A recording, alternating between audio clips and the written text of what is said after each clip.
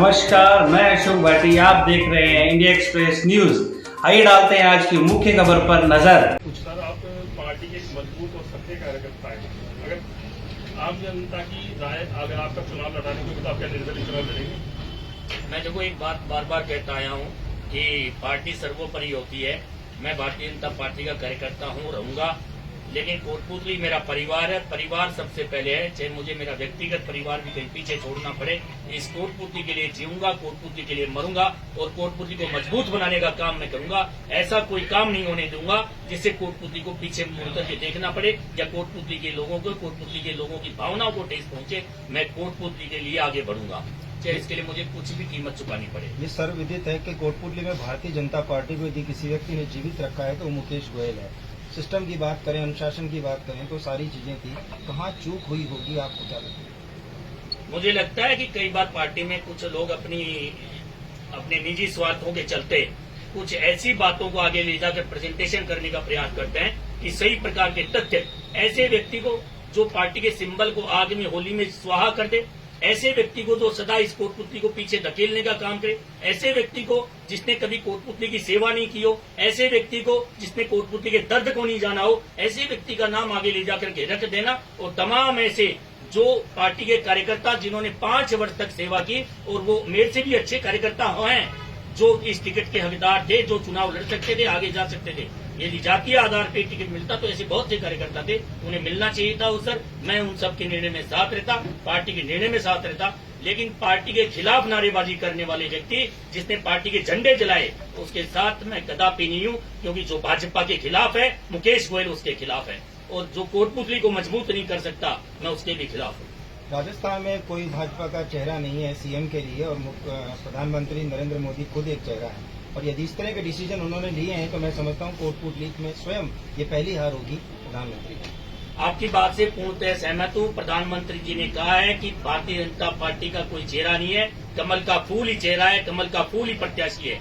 लेकिन जिस व्यक्ति ने कमल के फूल को जलाया हो, मैं उस व्यक्ति के खिलाफ हूँ, इस निर्णय के खिलाफ हूँ। और इस निर्णय के खिलाफ मैं पुनः केंद्रीय नेतृत्व से, भारतीय जनता पार्टी से आग्रह करूंगा कोटपुतली के निर्णय को लेकर के पुनर्विचार करें, और जिन लोगों ने ये तथ्य छुपाए हैं, उन तथ्य को छुपाने वाले लोगों को इस भारतीय जनता पार्टी की रीति नीति से अवगत करा करके उन्हें पीछे बिठाने का काम करें। और मैं यही कहूंगा आप सबसे कि हम सब लोग वही निर्णय लेंगे जो कोटपुतली के भारतीय जनता पार्टी के कार्यकर्ता, कोटपुतली परिवार के लोग, इस कोटपुतली समाज का हर व्यक्ति जो निर्णय लेकर आगे बढ़ेगा, उसी निर्णय में मुकेश गोयल साथ है। और मुकेश गोयल केवल कोटपुतली के लिए जिएगा, मरेगा, कोटपुतली को मजबूत बनाने का काम करेगा। मैं बार बार ये बात कह रहा हूँ। एक आखिरी सवाल ये है कि इस निर्णय ने भाजपा के तमाम कार्यकर्ताओं को दिग्भ्रमित कर दिया है, बड़ी दुविधा में डाल दिया है कि वो क्या करें। मुझे बहुत से लोगों के फोन आए, आखिर सर्वे क्या होते हैं, आखिर पार्टी के कार्यकर्ताओं की राय कैसे ली जाती है, आखिर पार्टी कैसे गलत निर्णय तक पहुंच जाती है, इन सब चीजों के उत्तर देने के लिए अभी तो मैं भी निरंतर हूं, और मैं भी प्रयास करूंगा केंद्रीय नेतृत्व से, अन्य लोगों से जानने का कि किस प्रकार गलत निर्णय कैसे कर बैठे। पीएम मोदी की मॉनिटरिंग में राजस्थान चुनाव हो रहे हैं, और फिर अगर इस तरह से टिकटों का वितरण होता है तो क्या उनकी मॉनिटरिंग पर सवाल?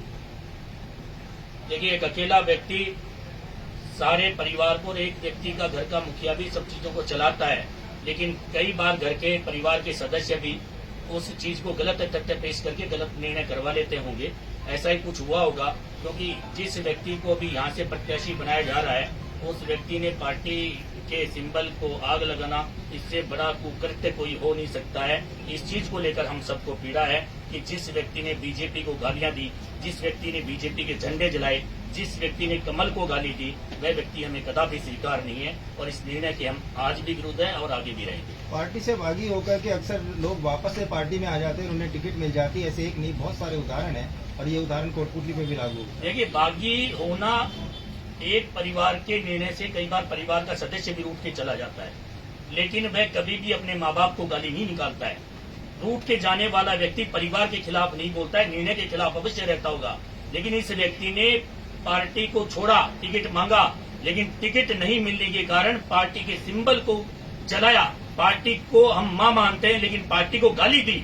ऐसे व्यक्ति को एक कोटपुतली की जनता स्वीकार नहीं करेगी। हम बीजेपी के खिलाफ नारेबाजी करने वाले निर्णय के खिलाफ हैं। और इसीलिए मैं कह रहा हूं कि पुनः मैंने पार्टी के लोगों को कहा है इस निर्णय पर पुनर्विचार करें। और हम सब लोग भाजपा के हैं, जिएंगे मरेंगे तब तक किसी निर्णय के हम खिलाफ हो सकते हैं और उस निर्णय के हम खिलाफ आज भी हैं। और पार्टी से भी बड़ा किसी का गांव होता है, परिवार होता है। यह कोटपुतली मेरा परिवार है। इस परिवार को मजबूत करने के लिए जो मेरे परिवार के सदस्य, जिसमें मेरे मीडिया के बंधु भी शामिल हैं, जो राय मशवरा देंगे और जो निर्णय तय करेंगे वो उस निर्णय में साथ हो। पार्टी ने निर्णय नहीं बदला तो क्या आप निर्दलीय चुनाव लड़ेंगे? जैसा कोटपुतली चाहेगी वैसा मैं करूंगा। कोटपुतली के मेरे परिवार के लोग जो चाहेंगे, भले ही मुकेश गोयल नहीं हो, कोई और हो सकता है, डॉक्टर राकेश शर्मा हो सकता है, पंडित आनंद शर्मा हो सकते हैं, कोई भी हो सकते हैं, लेकिन वो व्यक्ति कोटपुतली का चेहरा होगा, वह किसी पार्टी का चेहरा बेशक ना होगा।